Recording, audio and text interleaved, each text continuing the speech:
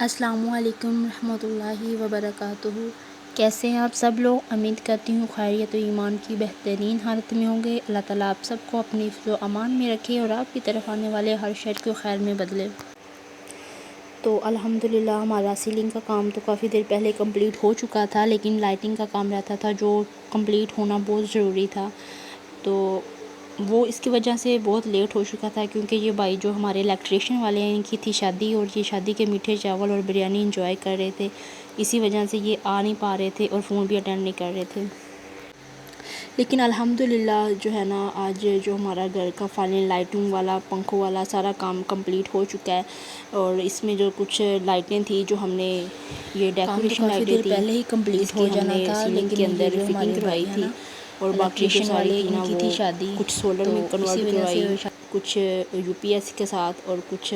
مطلب ویسے ہی سولر میں جو 12 وولٹ ہوتی ہے نا وہ، تو یہ والا سارا پروسیجر ہمارا آج جو ہے نا وہ فائنل کمپلیٹ ہو چکا تھا۔ تو شروع میں تو ہمیں ایسے لگتا تھا نا یہ مطلب ہمارا کام جو 1 یا 2 دن کا ہے ہو جائے گا، لیکن جب انسان کام کرتا ہے، جب ایک کام کی شروعات کرتا ہے نا، تو وہ بعد میں پتہ چلتا ہے کہ اس کا انجام اینڈ پہ کیسا ہونا ہے۔ اسی طرح سٹارٹنگ میں میں بھی سوچتی تھی بس یہ تھوڑے دن کا کام ہے، تھوڑے دنوں میں یہ ہو جائے گا وہ ہو جائے گا، لیکن یہ تو جب ہم نے کروایا اس کے بعد پتہ چلا بھی ان کاموں میں کتنا ٹائم لگتا ہے، کتنا وقت لگتا ہے۔ یہ جو ہمارے پنکھے تھے یہ ہمارے پرانے تھے، لیکن ہم نے ان کو کلر کروایا، کلر کروانے کے بعد ان کی جو ہے لک تو وہ ماشاءاللہ بہت گریس ہو گئی تھی، لیکن پورے انہوں نے ہمیں 20 دن کے بعد یہ پنکھے ہمیں ریٹرن کیے ہیں۔ جب بھی جاتے تھے آج لے لینا کل لینا، ابھی کام ہوا نہیں ہے، بس یہی سین تھا۔ اور اب جو ہے نا وہ گرمیاں ہیں تو اے سی کی فٹنگ وغیرہ بھی آلموسٹ ہو چکی تھی، لیکن ان کی پیپ کی فٹنگ وغیرہ کروانی تھی، وہ بھی الحمدللہ آج فائنل ہو چکا تھا کام۔ اور کوئی بھی کام جب ہم شروعات کرتے ہیں نا تو وہ بہت اچھی اور خوبصورت ہوتی ہے، چاہے وہ ایک فطرتی کام ہو یا وہ دنیا داری کا کام ہو۔ اور یہ ایک فطرتی بات ہے، کوئی بھی آپ کو یہ نہیں کہے گا کہ میں ایک بھیڑیا ہوں اور میں تمہیں کاٹنے آیا ہوں۔ سب یہی کہتے ہیں کہ ہاں جی ہم آپ کا کام بڑا تسلی بخش کر دیں گے، ہو جائے گا آپ کا کام۔ اور جب تعلق بنتا ہے تو ہر ایک کو بات سچی اور ہر وعدہ دائمی محسوس ہوتا ہے۔ سٹارٹنگ میں ہر کام ہی انسان کو ایسا لگتا ہے یہ جیسے یہ بڑا پرکشش بہت دل نشیں ہو رہا ہے، لیکن وقت کے ساتھ ساتھ انسان کو پتہ چلتا ہے، جیسے جیسے وقت گزرنے کے ساتھ ساتھ ان چیزوں کی، ان باتوں کی، ان کاموں کی حقیقت کھلتی ہے، اور آپ کو پتہ چلتا ہے ان مسکراہٹوں کے پیچھے، ان کاموں کے پیچھے، ان دائمی پختہ وعدوں کے پیچھے کیا چھپا ہوا تھا۔ اور لوگ آغاز میں نہیں انجام میں پہچانے جاتے ہیں، اور سب سے تکلیف دہ لمحہ وہ ہوتا ہے جب کسی بھی چیز کا ابتدا ہونے کے بعد انجام ہوتا ہے کہ اس کا انجام کیسا ہے۔ اور کوشش کریں جیسا ابتدا کرتے ہیں آپ کوئی بھی کام میں، کوئی بھی روحانی فیلڈ ہو یا آپ کی فطرتی فیلڈ ہو، جو آپ کی چل رہی ہے روٹین، اس کا جو ہے انجام بھی اچھا ہو۔ اول کی جو محبت کے جو نشے ہوتے ہیں نا وہ عجیب سے ہوتے ہیں، لیکن انسان کو بعد میں پتہ چلتا ہے کہ یہ انسان کو جو محبت کے، یہ جو پیار کے یا جو کام کے یہ نشے انسان کو کہاں دھکیل رہے ہوتے ہیں۔ اور گھر کو بنانا، گھر کو ڈیکوریٹ کرنا، یہ بھی انسان محبت کے بغیر نہیں کر سکتا۔ انسان کو لگاؤ ہوتا ہے اپنی زندگی کے ساتھ، یہ انسان کا پیار ہوتا ہے اپنے گھر کو بنانا اور ان کو آگے لے کے جانا کہ ہم نے یہ چیز لانی ہے، یہ کرنا ہے، یہ ایک فطرتی عمل ہے اور یہ بڑا خوبصورت عمل ہے، اور اس کو میں محبت میں شامل کروں گی، کیونکہ ایک انسان کو ایک چیز کے ساتھ محبت ہوتی ہے تو وہ اس کی کیئر کرتا ہے، اس کی رسپیکٹ کرتا ہے، اس کے فیوچر کو سکور کرتا ہے، تو یہ ساری چیزیں محبت میں ہی شامل ہوتی ہیں۔ اور محبت کے بغیر، پیار کے بغیر، سلوک کے بغیر کبھی بھی آپ اپنے گھر کو کنٹینیو نہیں کر سکتے، اپنے گھر کو نہیں بنا سکتے۔ اور آج میری طبیعت تھوڑی سی اپسٹ تھی، آواز بھی کافی خراب ہو چکی ہے، تو آپ اس کو اگنور کرنا، اور ویڈیو اگر اچھی لگی ہو تو اس کو لائک شیئر سبسکرائب ضرور کر دیا کریں۔ اور یہ جو بھائی کام کر رہے ہیں الیکٹریشین کا، یہ ماشاءاللہ بہت محنتی ہیں، بالکل چھوٹے سے تھے جب سے یہ ہمارے گھر میں کوئی بھی کام چھوٹا موٹا ہو تو یہ کام مطلب ٹھیک کر کے جاتے ہیں، بالکل چھوٹے تھے، یہ بندہ سے یہ 11 سال کے تھے، تو اب ماشاءاللہ 20-21 سال کے ہو گئے ہیں، شادی شدہ ہو گئے ہیں اب، تو اللہ ان کو سلامت رکھے، ان کی جوڑی کو بھی سلامت رکھے، ان کو اپنی زندگی میں خوش آباد رکھے۔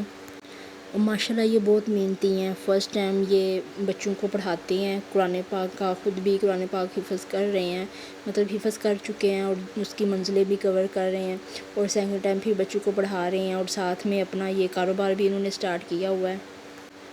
تو زندگی کے جو معاملات ہیں نا وہ اسی طرح ہی محنت سے، لگاؤ سے، محبت سے، پیشن سے ہی چلتے ہیں۔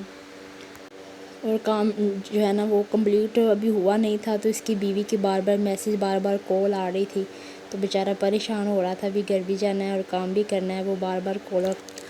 اچھا، بعض اوقات بہت سے لوگ ایسے ہوتے ہیں کہ وہ کہتے ہیں کہ ہمارے کھانے میں خوشبو نہیں آتی،